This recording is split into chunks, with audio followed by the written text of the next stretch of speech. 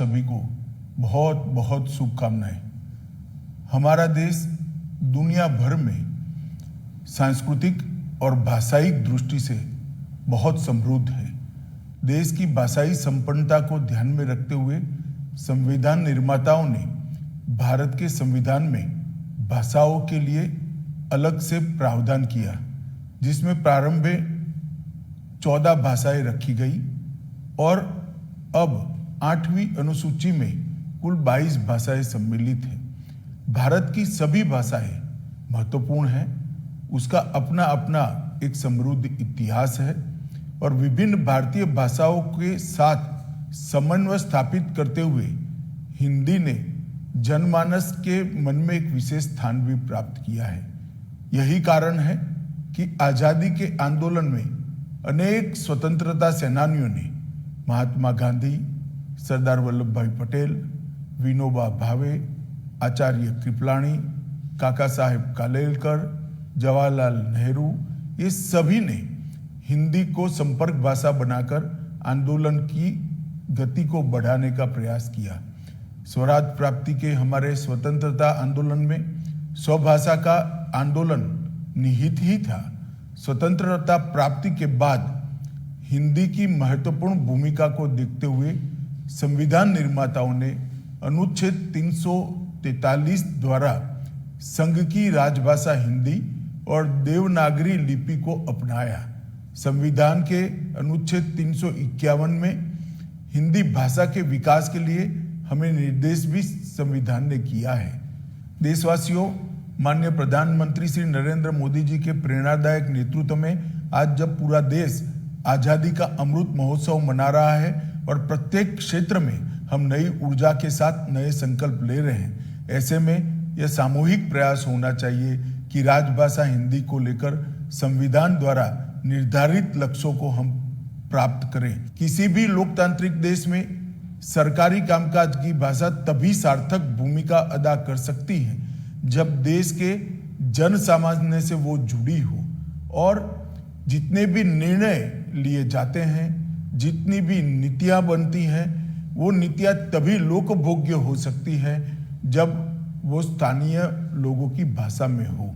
इसके साथ साथ हिंदी को इन्हीं विशेषताओं को ध्यान में रखते हुए 14 सितंबर 1949 के दिन हिंदी को राजभाषा के रूप में स्वीकार किया गया। इसके साथ ही राजभाषा हिंदी में आवश्यकता के अनुसार शब्दावली निर्माण, वर्तनी के मानकीकरण किए गए और सरकारी कार्यों में हिंदी को बढ़ावा देने के लिए प्रेरणा प्रोत्साहन की नीति अपनाई गई। राजभाषा की इस विकास यात्रा में हमने कई पड़ाव पार कर लिए हैं, लेकिन अभी भी बहुत कुछ करना बाकी है। विगत 3 वर्षों में प्रधानमंत्री जी के नेतृत्व में सरकारी कामकाज में हिंदी का प्रयोग अधिक हो, इसके लिए गृह मंत्रालय का राजभाषा विभाग निरंतर प्रयासरत है, जिससे विभिन्न मंत्रालयों विभागों में हिंदी का कामकाज तेजी से बढ़ा है। मुझे ये बताते हुए हर्ष हो रहा है कि वर्तमान में गृह मंत्रालय में ज्यादातर कार्य हिंदी में किया जाता है तथा कई अन्य मंत्रालयों के माननीय मंत्रियों ने भी अपना अधिकांश कार्य राजभाषा हिंदी में करना शुरू किया है। राजभाषा कार्यान्वयन की गति को तीव्र करने और समय समय पर किए गए कार्यों की समीक्षा हेतु मई 2019 में नई सरकार के गठन के पश्चात 57 मंत्रालयों में से 53 मंत्रालय की हिंदी सलाहकार समितियों का गठन कर लिया गया है तथा इसकी निरंतर बैठकें आयोजित की जा रही हैं। देश भर में विभिन्न शहरों में राजभाषा के प्रयोग को बढ़ाने की दृष्टि से अब तक कुल 527 नगर राजभाषा कार्यान्वयन समितियों का गठन किया जा चुका है। विदेश में लंदन, सिंगापुर, फिजी, दुबई और पोर्ट लुई में भी नगर राजभाषा कार्यान्वयन समिति का गठन किया गया है। राजभाषा कार्यान्वयन को और मजबूत करने की दिशा में संसदीय राजभाषा समिति अपनी सिफारिशों के 11 खंड माननीय राष्ट्रपति जी को प्रस्तुत कर चुकी है।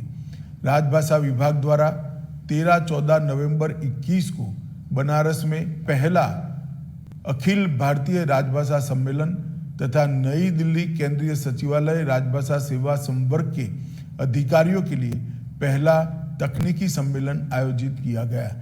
इन कार्यक्रमों से हिंदी प्रेमियों में उत्साह की अपार वृद्धि हुई है। यह और भी सुखद है कि हिंदी दिवस 2022 तथा द्वितीय अखिल भारतीय राजभाषा सम्मेलन का ऐतिहासिक आयोजन गुजरात के सूरत शहर में हो रहा है। गृह मंत्रालय का राजभाषा विभाग सूचना प्रौद्योगिकी के माध्यम से राजभाषा हिंदी के प्रगामी प्रयोग की दिशा में निरंतर प्रयत्नशील है।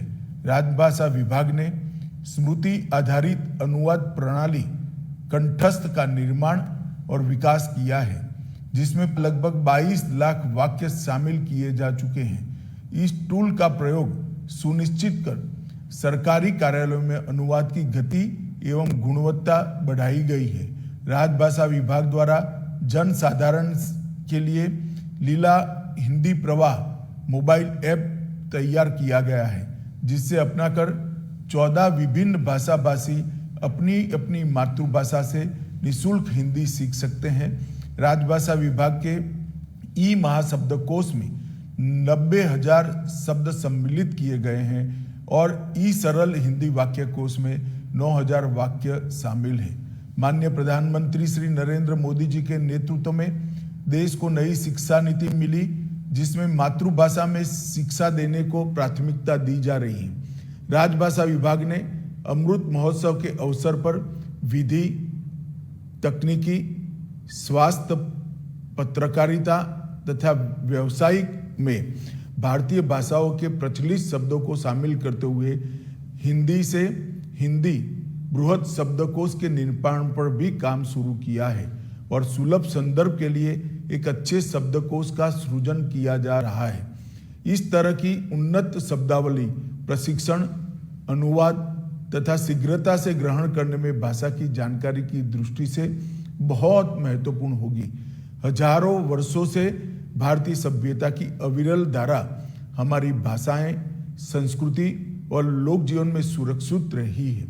भारत में स्थानीय भाषाओं का योगदान हमारी संस्कृति को आगे बढ़ाने के लिए अतुलनीय रहा है। इन भाषाओं ने हिंदी को समृद्ध किया है। हिंदी उन समस्त भारतीय भाषाओं की मूल परंपरा से है जो इस देश की मिट्टी से उपजी है, यही पुष्पित और पल्लवित हुई है और जिन्होंने अपनी शब्द संपदा, भाव संपदा, रूप, शैली और अपने पदों से हिंदी को लगातार समृद्ध किया है। राजभाषा हिंदी किसी भी भारतीय भाषा की प्रतिस्पर्धी नहीं है, बल्कि उसकी सखी है और हमारी सभी भाषाओं का विकास एक दूसरे के परस्पर सहयोग से ही संभव है। प्रिय देशवासियों, हिंदी दिवस के इस अवसर पर मैं आप सभी का आह्वान करता हूं कि आप और हम मिलकर यह संकल्प ले कि अपनी भाषाओं पर गर्व की अनुभूति हम करेंगे। माननीय प्रधानमंत्री श्री नरेंद्र मोदी जी देश विदेश के मंचों पर हिंदी में उद्बोधन देते हैं, जिससे सभी हिंदी प्रेमियों में उत्साह का संचार होता है। आजादी के 75 वर्ष पूर्ण हो चुके हैं और माननीय प्रधानमंत्री जी के प्रतिभाशाली नेतृत्व में आने वाले 25 वर्षों को देश के अमृत काल के रूप में मनाया जा रहा है। ऐसे में भाषाई समरसता को ध्यान में रखते हुए हिंदी तथा हमारी सभी भारतीय भाषाओं का विकास अत्यंत आवश्यक है।